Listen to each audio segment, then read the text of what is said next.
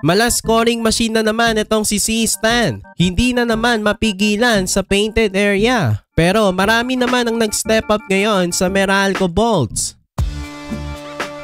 Game 2, Barangay Ginebra versus Meralco Bolts. Makaka 2-0 na kaya ang Ginebra o may tatabla na ng Bolts ang series? Sa start ng first quarter, first possession, nakadakdak na naman agad si Japet Aguilar. Pero maagang nagparamdam si Cliff Hodge sa kanyang mga hustle plays dito sa first quarter. Pero lumalamang-lamang naman itong Ginebra sa simula. Magandang start ni C-Stan. Nakatres na rin agad si Ralph Koo. Pero nakagawa ng massive run ng Bolts bago matapos ang quarter. Back-to-back 3-pointers by Quinto at Mendoza. Natapos ang first quarter lamang ang Bolts 32-27. Sa start naman ng second quarter, nakatres na naman si Jolo Mendoza.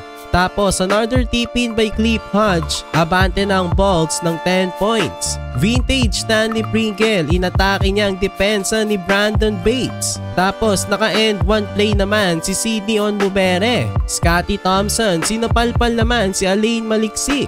Tapos Japet Aguilar pinost-the-rise si Brandon Bates. Masama pa nga ang pagkakatitig ni Japet after ng kanyang post-the-rise dito kay Brandon Bates. Pero bumawi naman si Alain Maliksi, nag-take over bago matapos ang first half. Nakailang end one play itong si Maliksi. Lamang na ang Bolts at the half, 55-42. Sa start naman ng second half, naka 6-0 run ng Bolts. At lumobo na nga sa 17 points ang kanilang lead, 60-43. Pero kayod marino itong si C-Stan, dinodomina ang painted area mga kabakets. Naka-multiple and one plays itong si C-Stan. At Maverick Kakamnisi na libre naman from beyond the arc. Baba sa 7 ang kalamangan ng Bolts, 64-57. After nyan biglang nanlamig ang Meralco habang patuloy ang run ng Ginebra. Napunta na nga sa kanilang momentum ng game. Takeover mode na naman si Stanley Pringle, mala scoring machine. Siya ngang nagbigay ng kalamangan sa Ginebra. Pero tinapos ni Newsome ang run ng Gene Kings sa kanyang buzzer beating jumper.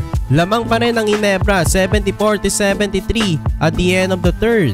Sa start naman ng fourth quarter, nakalamang na ulit ang Bolts sa basket ni Chris Newsome. Tapos Chris Banquero from beyond the arc. Lamang na ang Bolts ng 4. Pero patuloy pa rin ang pangmamama nito ni C-Stan. Meron na nga siyang career high 41 points. Naibaba nga ulit ng Ginebra sa isang kalamangan ng Bolts. Pero rumispond ng Meralco ng 8-2 run. Umabante na naman nga sila ng 8 points after ng basket ni Newsome.